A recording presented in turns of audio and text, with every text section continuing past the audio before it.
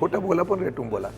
हे काल लगेच आलं आणि लगेच पाणी आलं अशा प्रकारची एखाद्या राजकारणामध्ये प्रसिद्धी करण्यासाठी काही बोलायचं. हे वर्षानुवर्ष केलेलं आम्ही सगळ्यांनी काम आहे. 90% कामं आम्ही केली आणि 10% फक्त त्यांना संधी भेटली त्याची प्रसिद्धी केली. बाकी चांगले उमेदवार आम्ही दिलेले आणि एकोप्याने आम्ही ही निवडणूक चांगल्या पद्धतीने करून घेऊ.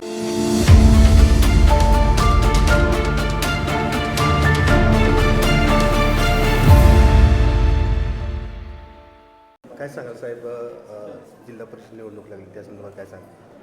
नाही, जिल्हा परिषदेची निवडणूक आता लागलेली आहे. या निवडणुकीला सातारा जिल्ह्यामध्ये आम्ही महाविकास आघाडीच्या माध्यमातून त्यामध्ये ह्यांच्याबरोबर अजितदादा गट आणि आम्ही एकत्र येऊन आघाडी करून या ठिकाणी निवडणुकीला समोर जातो. कोरेगावमध्ये एक आंबे गट आहे, तो चर्चेचा विषय चाललेला आहे, त्या संदर्भात काय सांगाल? सगळेच विषय चर्चेचे आहेत गटामध्ये आणि या गटामधल्या असलेल्या चर्चेच्या विषयासंदर्भातून मला वाटतं की निवडणूक चांगल्या होती.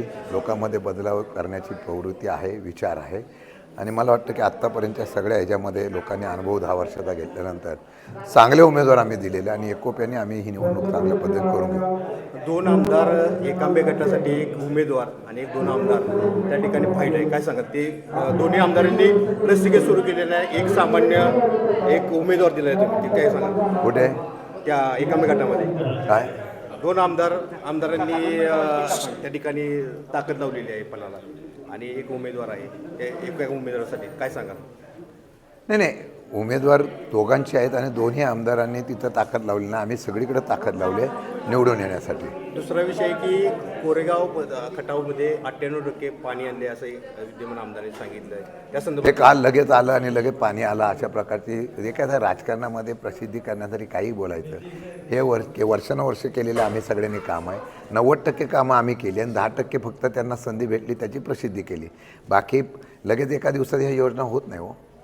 लोकांना एवढं तुम्ही चुकीचं सांगताय, एवढं होत नाही. आणि तुम्ही पाणी मत नाही दिलं तर पाणी देणार नाही, असं कधी योजना असते काय? खोटं बोला पण रेटून बोला.